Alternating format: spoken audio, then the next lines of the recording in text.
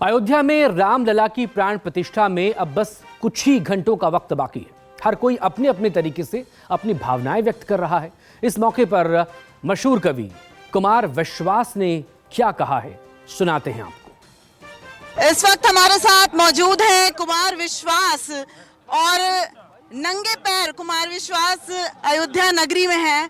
कुमार, ये कैसी श्रद्धा है राम के प्रति, ये कैसा लगाव? ये पहले से है। ब्रज में और यहाँ पर वृंदावन में चप्पल नहीं पहनते। हमारे यहाँ परंपरा है। हमारा मानना है कि इस पृथ्वी में भगवान घूमे हैं, तो क्या पता उनके छुआ हुआ कोई कण आपको छू जाए तो आप भी धन्य हो जाएं। अब ये पड़ गई है, अब ये 4 डिग्री में भी है, 40 डिग्री में भी है, 44 डिग्री में भी है। तो ये पहले से है। आपके कैमरों की नज़र इस साल पड़ी है, तो इसलिए चर्चा में है। जब इस दिव्य भव्य नगरी में प्रवेश किया तो मन में क्या ख्याल आया, वो धुन के माध्यम से सुनना चाहूँ। जो एक जगह थी जहाँ मैं सुबह चार्टर लेके आया, तो मैं ऊपर वहाँ तो कोई ऐसा मान भी नहीं सकते कि वही मिट्टी होगी, वो तो अभी का कंक्रीट है। फिर भी मैंने अपना माथा वहीं धरा, क्योंकि ये सामान्य भारतीय के लिए एक भावुक पल है।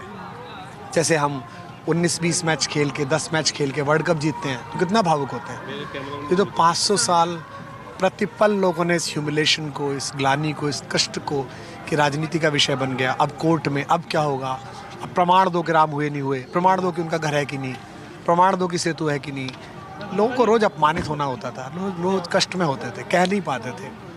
उस सामाजिक विक्षोभ ने एक नेतृत्व पैदा किया। वो नेतृत्व धार्मिक था, लेकिन धार्मिक नेतृत्व से निर्णय नहीं होते, संकल्प शक्ति नहीं आती।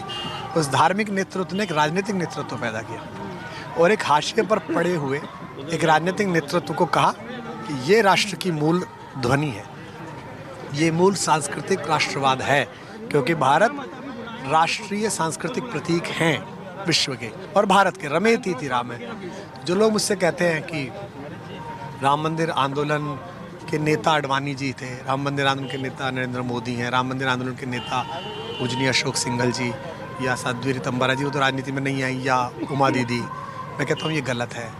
राम मंदिर आंदोलन भारत का सामाजिक आंदोलन था। उसे अपने राजनीतिक नेतृत्व की ज़रूरत थी, तो उसने नए लोग गढ़ दिए, उसने नए लोगों को ढूंढ लिया।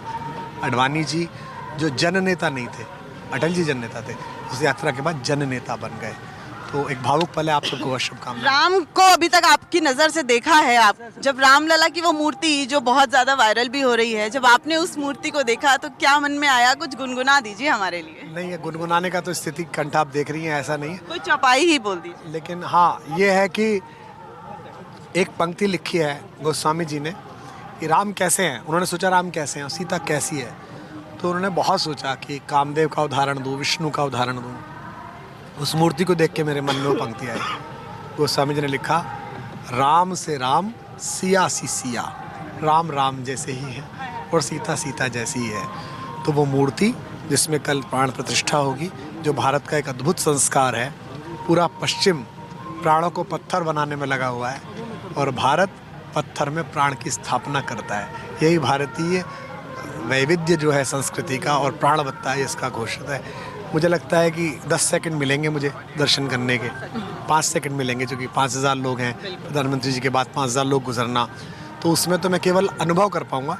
कभी आराम से आकर विग्रह के सामने बैठ के आधा 1 घंटा रो लूंगा तो भार हल्का हो जाए। रोना क्यों है? भगवान का विग्रह देख के आता ही है, आंसू आते हैं। बहुत धन्यवाद, बड़ी कृपा। तो जाहिर तौर पर ये है कुमार विश्वास जो अयोध्या की नगरी पहुंचे। कैमरामैन दीपक शर्मा के साथ दिव्या अग्रवाल, अयोध्या न्यूज़ 24।